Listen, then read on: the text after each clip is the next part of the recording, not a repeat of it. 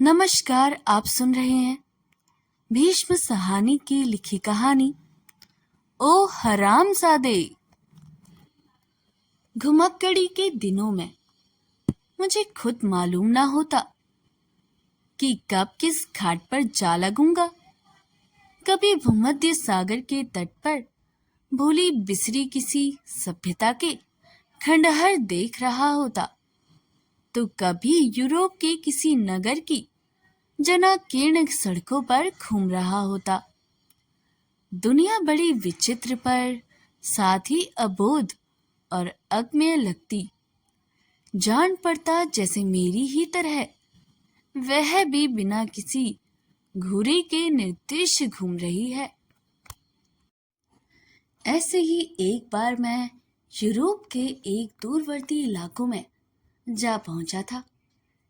एक दिन दोपहर के वक्त होटल के कमरे में से निकलकर मैं खाड़ी के किनारे बेंच पर बैठा आती जाती नाव को देख रहा था, जब मेरे पास से गुजरते हुए अधेड़ उम्र की एक महिला ठिठक कर खड़ी हो गई। मैंने विशेष ध्यान नहीं दिया। मैंने समझा उसे किसी दूसरे चेहरे का मुगला लता हुआ होगा, पर वह और निकट आ गई। भारत से आए हो? उसने धीरे से बड़ी शिष्ट मुस्कान के साथ पूछा। मैंने भी मुस्कुराकर सिर हिला दिया। मैं देखते ही समझ गई थी कि तुम हिंदुस्तानी होंगे, और वह अपना बड़ा सा थैला बेंच पर रखकर मेरे पास बैठ गई। नाटे कद की बोझिल से शरीर का महिला बाजार से सौदा खरीद के लौट रही थी। खाड़ी के नीले जल जैसे ही उसकी आंखें थी। इतनी साफ नीली आंखें केवल छोटे बच्चों की ही होती हैं। इस पर साफ गौरी त्वचा पर बाल खिचड़ी हो रहे थे और चेहरे पर हल्की हल्की रेखाएं उतर आई थी, जिनके जाल से खाड़ी हो या रेगिस्तान कभी कोई बच नहीं सकता। अपना खरीदारी का थैला बेंच पर रखकर वह मेरे पास तनिक सुस्ताने के लिए बैठ गई। वह अंग्रेज नहीं थी, पर टूटी फूटी अंग्रेजी में अपना मतलब अच्छी तरह से समझा लेती थी। मेरा पति भी भारत का रहने वाला है, इस वक्त घर पर है। तुमसे मिलकर बहुत खुश होगा। मैं थोड़ा हैरान हुआ। इंग्लैंड में और फ्रांस आदि देशों में तो हिंदुस्तानी लोग बहुत मिल जाते हैं। वहीं पर सैकड़ों बस भी गए थे, लेकिन यूरोप के इस दूर दराज के इलाकों में कोई हिंदुस्तानी क्यों आकर रहने लगा? कुछ कौतूहल वश कुछ वक्त काटने की इच्छा में से मैं तैयार हो गया। चलिए, जरूर मिलना चाहूंगा। और हम दोनों उठकर खड़े हो गए। सड़क पर चलते हुए मेरी नजर बार बार उस महिला के गोल मटोल शरीर पर जाती रही। उस हिंदुस्तानी इस औरत में क्या देखा होगा जो घर बार छोड़कर यहाँ इसके साथ बस गया है? संभव है जवानी में चुलबुली और नटखट रही होगी। इसकी नीली आंखों ने कहर ढाए होंगे। हिंदुस्तानी मरता ही नीली आंखों और गोरी चमड़ी पर है, पर अब तो समय उस पर कहर ढाने लगा है। 50-55 की रही होगी। थैला उठाए हुए सांस बार बार फूला रही थी। कभी उसे एक हाथ में उठाती और कभी दूसरे हाथ में। मैंने थैला उसके हाथ से ले लिया और हम बितियाते हुए उसके घर की ओर जाने लगे। आप भी कभी भारत गई हैं? मैंने पूछा। कई बार गई थी। लाल ले गया था, पर इसे तो अब लगता है 20 बरस बीत चुके हैं। लाल साहब तो जाते रहे होंगे। महिला ने खिचड़ी वालों अपना सिर झटक कर कहा। नहीं, भी नहीं गया, इसलिए वह तुमसे मिलकर बहुत खुश हुआ होगा। यह हिंदुस्तानी बहुत कम आते हैं। तंग सीढ़ियां चढ़कर हम एक फ्लैट में पहुंचे। अंदर रोशनी थी और खुला सा कमरा जिसके चारों ओर दीवारों के साथ किताबों से ठस ठास भरी अलमारियां रखी हुई थी। दीवार पर जहाँ कहीं कोई टुकड़ा खाली मिल था, वहाँ तरह तरह के नक्शे और मानचित्र टांग दिए गए थे। उसी कमरे में दूर खिड़की के पास वाले कमरे में काले रंग का सूट पहने, सांवले रंग और उड़ते हुए सफेद बालों वाला एक हिंदुस्तानी बैठा कोई पत्रिका जांच रहा था। लाल, देखो तो कौन आया है, इनसे मिलो। तुम्हारे एक देशवासी को जबरदस्ती खींच लाई हूं, महिला ने हंसकर कहा। वह उठ खड़ा हुआ और जिज्ञासा और कौतूहल से मेरी ओर देखता हुआ आगे बढ़ाया। आइए आइए, बड़ी खुशी हुई। मुझे लाल कहते हैं, मैं यहाँ इंजीनियर हूँ। मेरी पत्नी ने मुझ पर बड़ा एहसान किया जो आपको ले आए हैं। ऊंचे लंबे कद का आदमी निकला। यह कहना कठिन था कि भारत के किसी हिस्से से आया है। शरीर का बोझिल और ढीला ढाला था। दोनों कनपटियों के पास सफेद बालों के गुच्छे से उग आए थे, जबकि सिर के ऊपर गिने चुने सफेद बाल उड़ से रहे थे। दुआ सलाम करने के बाद हम बैठे ही थे कि उसने सवालों की झड़ी लगा दी। दिल्ली शहर तो अब बहुत बड़ा, बहुत कुछ बदल गया होगा, उससे बच्चों से आग्रह के साथ पूछा। हाँ, बदल गया है। आप कब थे दिल्ली में?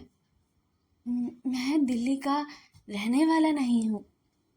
यूं लड़कपन में बहुत बार दिल्ली गया हूँ। रहने वाला तो मैं पंजाब का हूँ, जालंधर का। जालंधर तो आपने कहाँ देखा होगा? ऐसा तो नहीं, मैं स्वयं पंजाब का रहने वाला हूँ। किसी जमाने में जालंधर में रह चुका हूँ। मेरे कहने की देर थी कि वह आदमी उठ खड़ा हुआ और लपक कर मुझे बाहों में भर लिया। ओ लाजम, तू बोलना नहीं। ए जे जलंधर दा रहने वाला है। मैं संकुचा गया। ढीले ढाले बुजुर्ग को यूं उत्तेजित होता देख मुझे अटपटा सा लगा, पर वह सिर से पांव तक पुलक उठा था। इसी उत्तेजना में वह आदमी मुझे छोड़कर तेज तेज चलता हुआ पिछले कमरे की ओर चला गया और थोड़ी देर बाद अपनी पत्नी के साथ लिए अंदर दाखिल हुआ, जो इसी बीच थैला उठाए अंदर चली गई थी। हेलेन, यह आदमी जलंधर से आया है। मेरे शहर से तुमने बताया ही नहीं। उत्तेजना के कारण उसका चेहरा दमकने लगा था और बड़ी बड़ी आंखों के नीचे गुमड़ों में नमी भी आ गई थी। मैंने ठीक ही किया ना, महिला कमरे में आते हुए बोली। उसने इस बीच एप्रिन पहन लिया था और रसोई घर में काम करने लग गई थी। बड़ी शालीन संगिंध नजरों से उसने मेरी ओर देखा। उसके चेहरे पर वैसे ही शालीनता झलक रही थी जो दासियों वर्ष तक शिष्टाचार निभाने के बाद स्वभाव का अंग बन जाती है। वह मुस्कुराती हुई मेरे पास आकर बैठ गई। लाल, मुझे भारत में जगह जगह घुमाना ले गया था। आगरा, बनारस, कलकत्ता, हम बहुत घूमे थे। वह बुजुर्ग इस बीच टकटकी बांधे मेरी ओर देखे जा रहा था। उसकी आंखों में वह रूमानी किस्म का देश प्रेम झलकने लगा था जो देश के बाहर रहने वाले हिंदुस्तानियों की आंखों में अपने किसी देशवासी से मिलने पर चमकने लगता है। हिंदुस्तानी पहले तो अपने देश से भगता है और बाद में उसी हिंदुस्तानी के लिए तरसने लगता है। भारत छोड़ने के बाद आप बहुत दिन से भारत नहीं गए? आपकी श्रीमती बता रही थी, भारत के साथ आपका संपर्क तो रहता ही होगा। और मेरी नज़र किताबों से ठस भरी अलमारियों पर पड़ी। दीवारों पर टंगे अनेक मानचित्र भारत के ही मानचित्र थे। उसकी पत्नी अपनी भारत यात्रा को याद करके कुछ अनमनी सी हो गई थी। एक छाया सी मानो उसके चेहरे पर डोलने लगी हो। लाल के कुछ मित्र संबंधी अब भी जालंधर में ही रहते हैं। कभी कभी उनका खत आ जाता है। फिर हंसकर बोली, उनके खत मुझे पढ़ने के लिए नहीं देता, कमरा अंदर से बंद करके उन्हें पढ़ता है। तुम क्या जानो कि उन खतों से मुझे क्या मिलता है? लाल ने भावुक होते हुए कहा। इस पर उसकी पत्नी उठ खड़ी हुई। तुम लोग जालंधर की गलियों में घूमो, मैं चाय का प्रबंध करती हूँ, उसने हंस के कहा और उन्हीं कदमों रसोई घर की ओर घूम गई। भारत के प्रति उस आदमी की अत्यधिक भावुकता को देखकर मुझे अचंभा भी हो रहा था। देश के बाहर 10 शताब्दियों तक रह चुकने के बाद भी कोई आदमी बच्चों की तरह भावुक हो सकता है।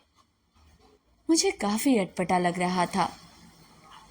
मेरे एक मित्र को भी आप ही तरह भारत से बड़ा लगाव था। मैंने आवाज को हल्का करते हुए मजाक के से लहजे में कहा। वह भी बरसों तक देश के बाहर रहता रहा था। उसके मन में ललक उठने लगी कि कब मैं फिर से अपने देश की धरती पर पांव रख पाऊंगा। कहते हुए मैं क्षण भर के लिए ठिठका।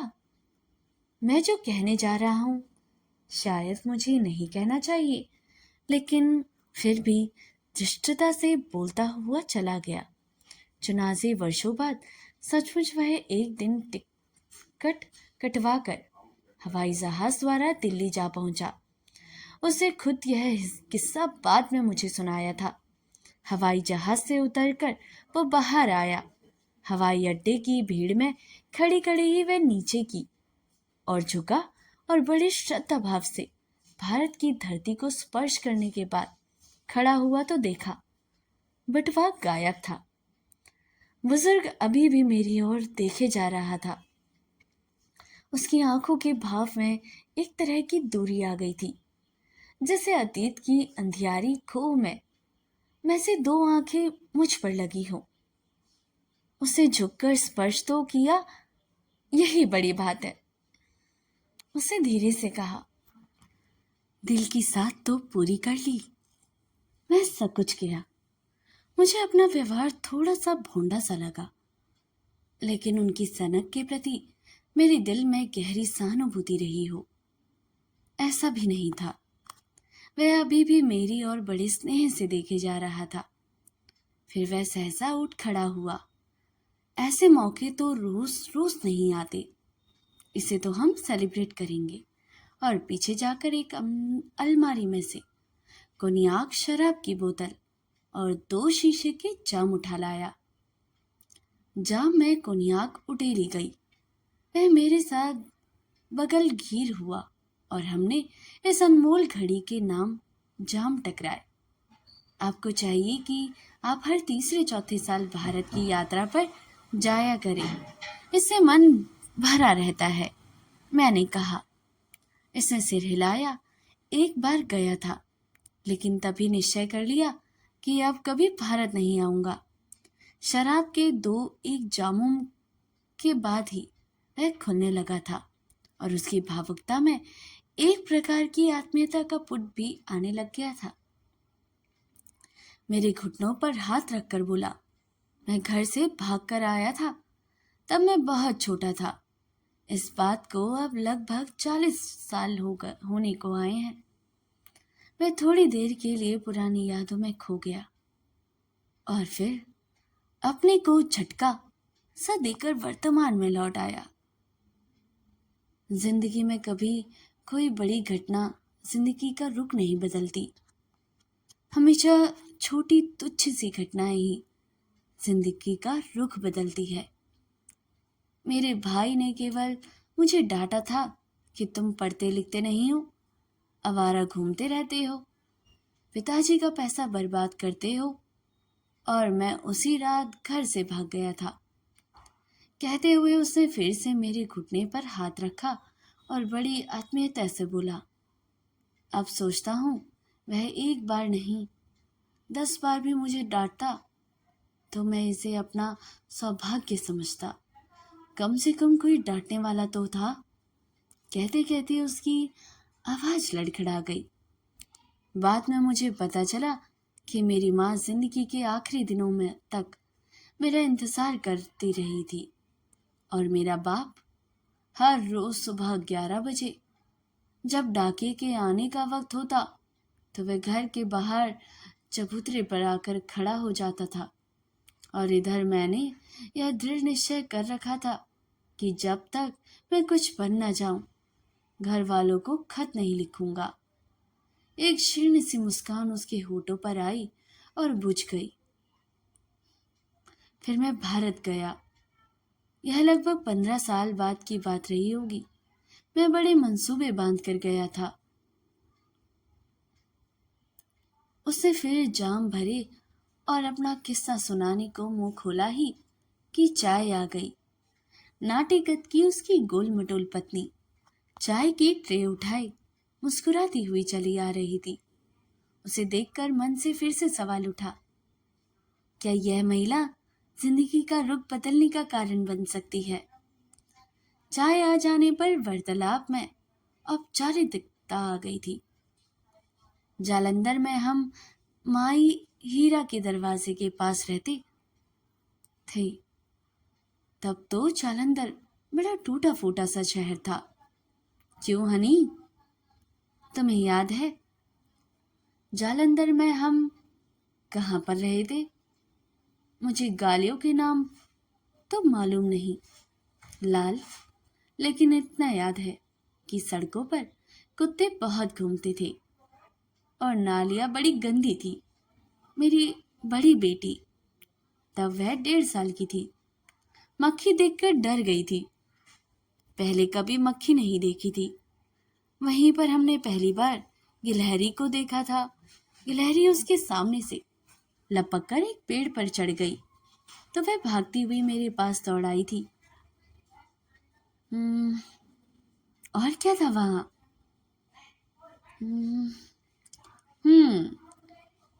हाँ, लाल के पुश्तौनी घर में रहे थे। चाय पीते समय हम इधर उधर की बातें करते रहे, भारत की अर्थव्यवस्था की, नए नए उद्योग धंधों की, और मुझे लगा कि देश से दूर रहते हुए भी यह आदमी देश की गतिविधि से बहुत कुछ परिचित है। मैं भारत में रहते हुए भी भारत के बारे में बहुत कम जानता हूँ। आप भारत से दूर हैं पर भारत के बारे में बहुत कुछ जानते हैं। उसे मेरी ओर देखा और होले से मुस्कुरा कर बोला, तुम भारत में रहते हो, यही बड़ी बात है। मुझे लगा जैसे सब कुछ रहते हुए भी एक अभाव सा इस आदमी के दिल को अंदर ही अंदर चाटता रहा है। एक खला जिसे जीवन की उपलब्धियां और आराम आयाश कुछ भी नहीं पाट सकता, जैसे रह रहकर कोई जख्म सा रिसने लगता हो। सहसा उसकी पत्नी बोली, लाल ने अभी तक अपने को इस बात के लिए माफ नहीं किया कि उसने मेरे साथ शादी क्यों की। हेलन, मैं अटपटा महसूस करने लगा।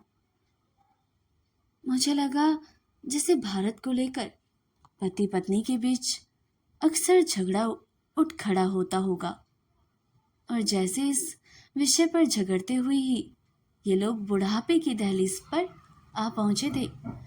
मन में आया कि फिर से भारत की बुराई करूं ताकि यह सज्जन अपनी भावुक परिकल्पनाओं से छुटकारा पाए, लेकिन यह कोशिश बेसुध थी। सच कहती हूं, उसकी पत्नी कही जा रही थी, इसे भारत से शादी करनी चाहिए थी, तब यह खुश रहता। मैं अब भी कहती हूँ कि यह भारत चला जाए और मैं अलग यहाँ रहती रहूंगी। हमारी दोनों बेटियां बड़ी हो गई हैं, मैं अपना ध्यान रख लूंगी। वह बड़ी संतुलित निर्लिप्त आवाज में कही जा रही थी। उसकी आवाज में न शिकायत का स्वर था, न शोक का, मानो अपने पति के हित की बात बड़े तर्क संगत और सुनिश्चित ढंग से कह रही हो।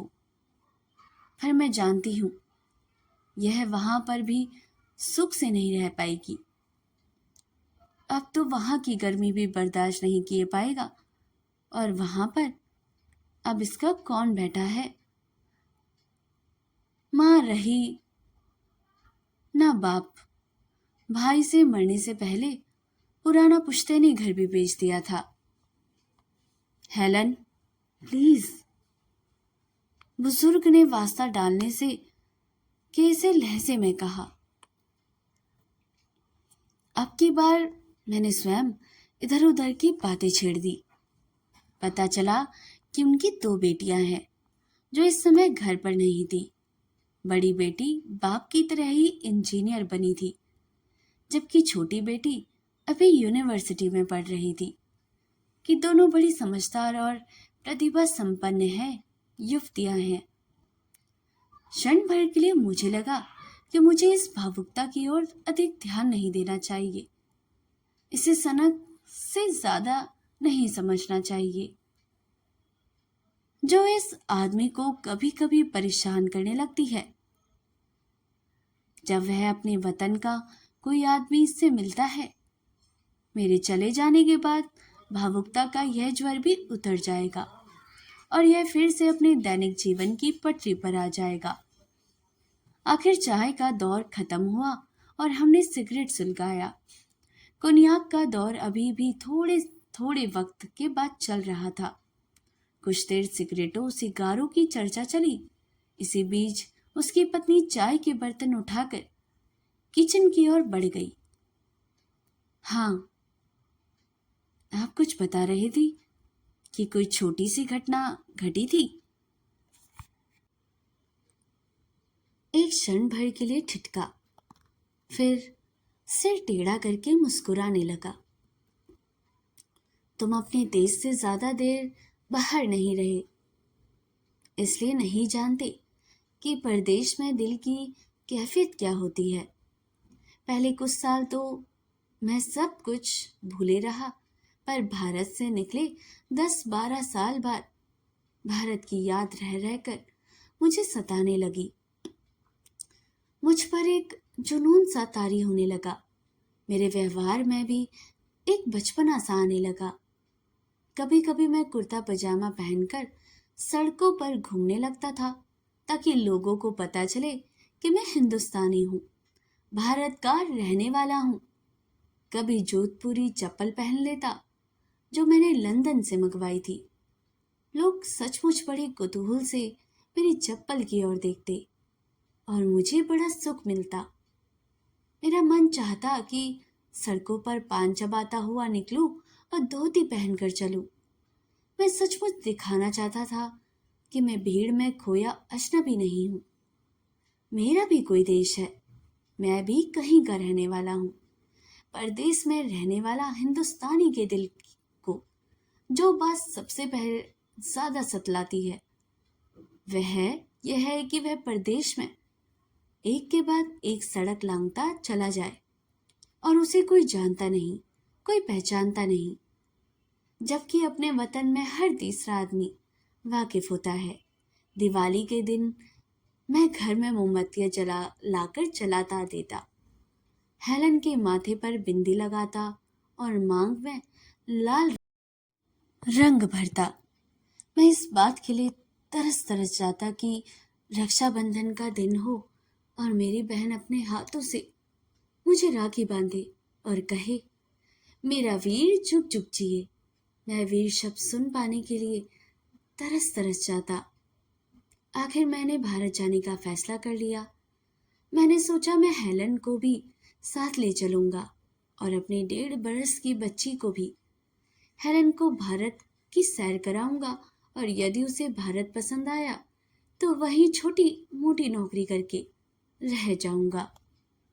तो दोस्तों, अगर आपको हमारी ये कहानी पसंद आई हो तो इसको लाइक, सब्सक्राइब और शेयर करना बिल्कुल ना भूलिएगा। ये कहानी का भाग 1 है। इसका अगला पार्ट मैं आपके सामने कल पेश करूंगी।